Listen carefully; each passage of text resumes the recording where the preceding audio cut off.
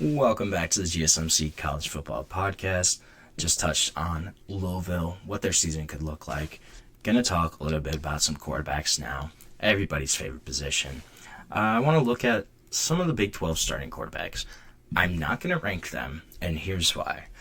This is a loaded conference for quarterbacks. I was looking at the list, and there's 10 to 12 quarterbacks that I really like. I think it's really hard to kind of rank them. So I'm not going to rank them. I'm just going to kind of talk about them, talk about their strengths, weaknesses, what could potentially happen. Sam Leavitt is my first guy on my list. If I had to pick my favorite quarterback from the Big 12, I think it's probably Sam Leavitt. This is a guy that's a gamer. Was projected to be a star at Michigan State, then obviously went to Arizona State last season, helped them to a Big 12 title, to the college football playoff. A guy that has completed, doesn't have huge stats, right? But this is a guy that's just a gamer, feisty quarterback, mobile, experienced, a guy that is going to be the star of that attack this year in Kenny Dillingham's system. I love the offense that Kenny Dillingham runs. Obviously, he is going to lose Cam Scatabo, but you still have your main wide receiver, Jordan Tyson, coming back. You are expected to be the engine of that offense. I'm curious to see what Sam Leavitt's follow-up season will be like this year. I really like him as a quarterback. I think he can improve in his accuracy. Only has completed about 62% of his passes over 2 seasons. Doesn't have huge stats, right? 3,000 passing yards, 26 touchdowns, 8 interceptions. But a guy that is a gamer. He wins ball games. The leader as a quarterback. I love that kind of quarterback, the moxie, the ability to make tough plays and when it counts. I think that's what Sam Leavitt can do. I'm excited to see him as the quarterback of Arizona State again this year. Excuse me. Another guy I really like and am looking forward to of what he can potentially do is Avery Johnson from Kansas State. A guy that hasn't had great stats, but exciting, super exciting. A guy that's a rising superstar, has kind of become the franchise guy, the face of the program for the Kansas State Wildcats. And he's still learning as a quarterback. But last year, first year as a full-time starter, took his game up several notches. A guy that's a dual threat guy, has 900 rushing yards in his career, 14 rushing touchdowns. He was kind of used a lot in sub packages even when Will Howard was there. But this is year 2 of the Avery Johnson show. This is his team.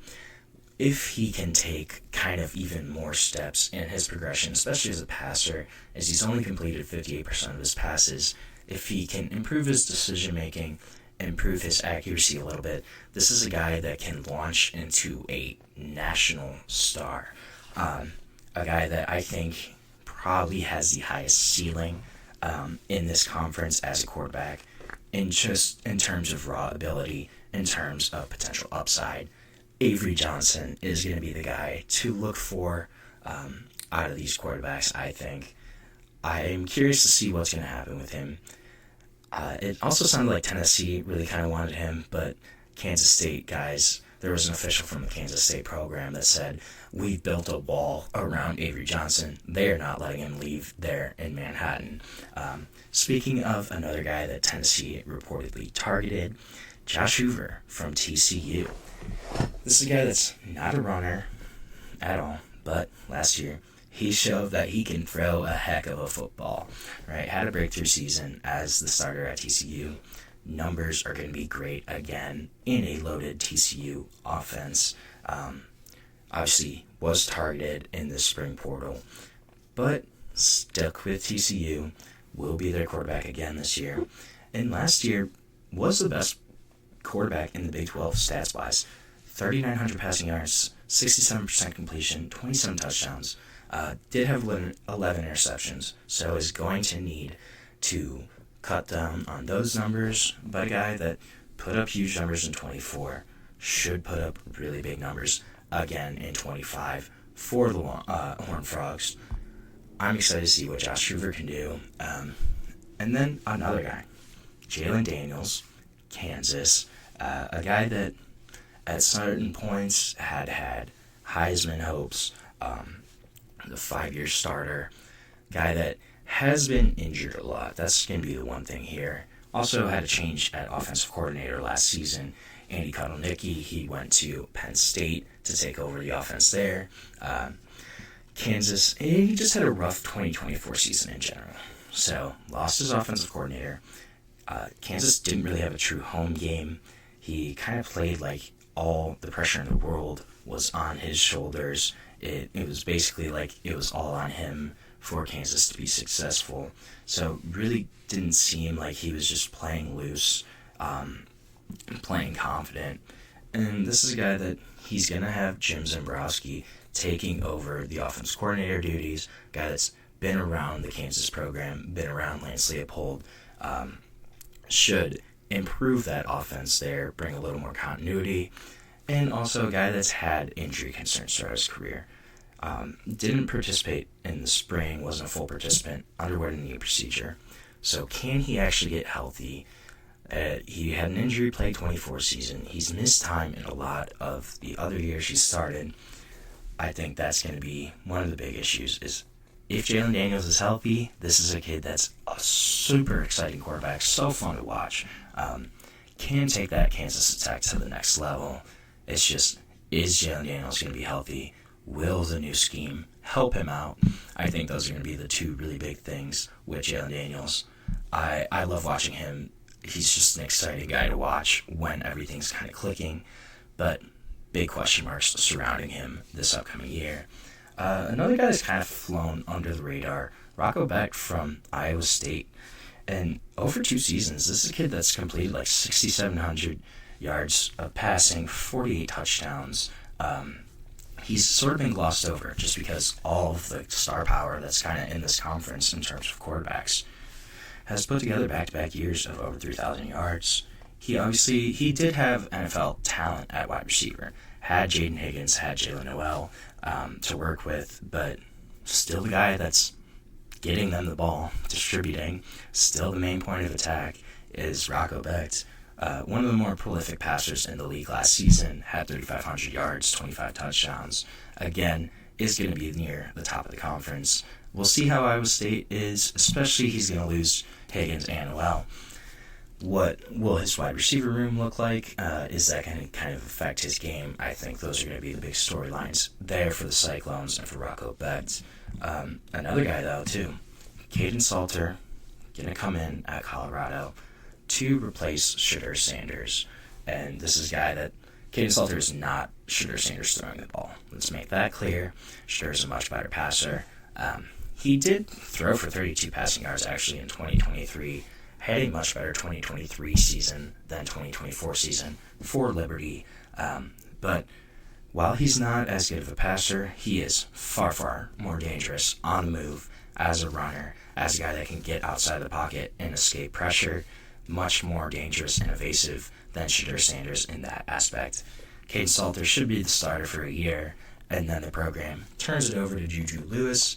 But I'm curious to see what happens with Kaidon Salter here and how kind of Colorado's offense fits around him. They also have a retooled wide receiver room, so how's that going to work out with Colorado there? They're going to be interesting to watch.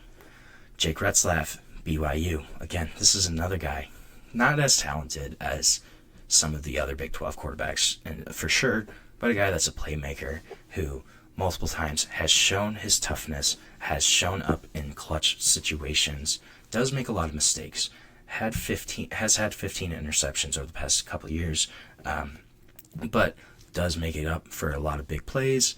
He's got a loaded receiver core this year. Strong focus is going to be finishing stronger in 2025, winning the Big 12.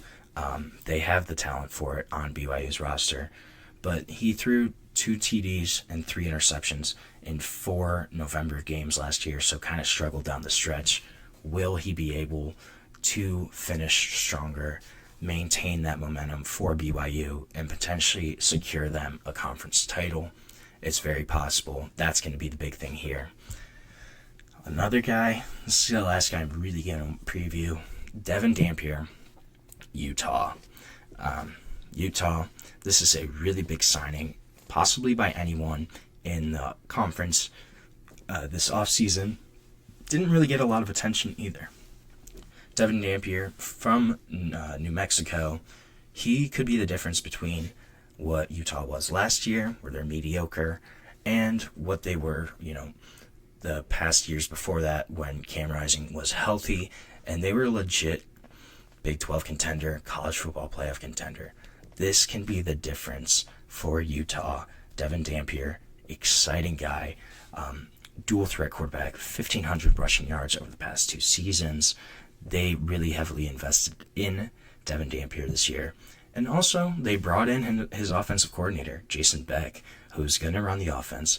So Dampier steps into the same offense, has a more talented roster around him, is going to be really exciting to watch at Utah, I think. Definitely a clear upgrade from some of their other options that they have had to run out the past year or two. And then some other guys too. Noah Fafita, Arizona. He could really have a bounce back year. Struggled in 24, but had a great 23 season. Sawyer Robertson, Baylor. He's not a bad quarterback in his own right. Bear Morton, Texas Tech. These guys are all really great quarterbacks as well. And any one of them can kind of jump up into that top 5 of these quarterbacks in the Big 12. But this is a league that is loaded with quarterback potential, star power, watchability. Big 12 is going to be a lot of fun, and just watching these guys and how they kind of operate this upcoming year. So we are going to end our show for today. Thank you so much for tuning into the GSMC College Football Podcast, presented to you by the GSMC Podcast Network. Please remember to subscribe, follow the show. And if you want, you can also follow Facebook, Instagram, TikTok, Twitter for even more sports content, more sports updates that you love. Thank you so much, and have a great day.